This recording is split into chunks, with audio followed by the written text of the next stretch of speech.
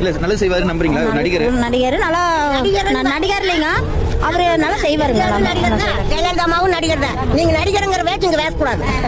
நீங்க மீடியா வந்தா உங்களோட வச்சுக்கணும். நாங்க பப்ளிக் நம்ம நாங்கள் ஜான் ஜிடி மீடியா ஒருத்தர் பார்த்தீங்கன்னா, அதாவது ஒரு நடிகர் வந்து அரசியலுக்கு வந்தால் நல்லது செய்வார் அப்படின்னு நீங்கள் நினைக்கிறீங்களா அப்படின்னு ஒரு கேள்வி கேட்டிருக்காரு. ஸோ அந்த கேட்ட கேள்விக்கு பார்த்தீங்கன்னா அது அவருக்கு மட்டும் கிடையாது. அதாவது யாரெல்லாம் பார்த்தீங்கன்னா டிவிக்கு அந்த கட்சி பற்றியும் சரி, விஜய் பற்றி அவர் பற்றியும் சரி, இந்த தற்கொலை சொல்கிறாங்க இல்லையா. ஸோ இந்த மாதிரி நிறைய விஷயங்கள் இருக்குது.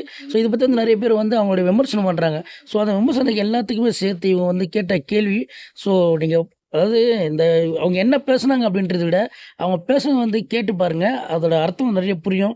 ஏன்னா அந்தளவுக்கு வந்து அவங்க பேசிக்கிறாங்க இந்த விஷயத்த. ஸோ அது மட்டும் இல்லை பார்த்தீங்கன்னா, யாரெல்லாம் கேள்வி கேட்டுக்கிறாங்களோ இது அப்புறம் கேள்வி கேட்க முடியாத அளவுக்கு, அதாவது மீடியா அவங்களுக்கும் சேர்த்து மற்றவங்களுக்கும் சொல்லியிருக்காங்க. ஸோ அது என்னன்றதை வீடியோ காட்டுறேன், வீடியோ பாருங்கள். 1000 ரூபாய் கொடுக்குறாங்க.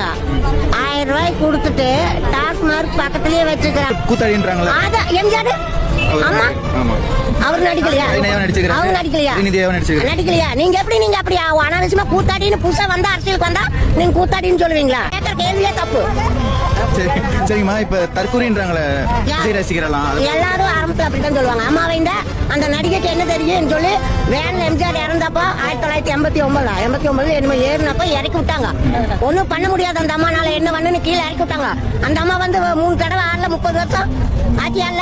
அதேதான் மக்கள் பார்த்து 6 வேணாலும் மேல வைப்பாங்க, 6 வேணாலும் கீழே வைப்பாங்க.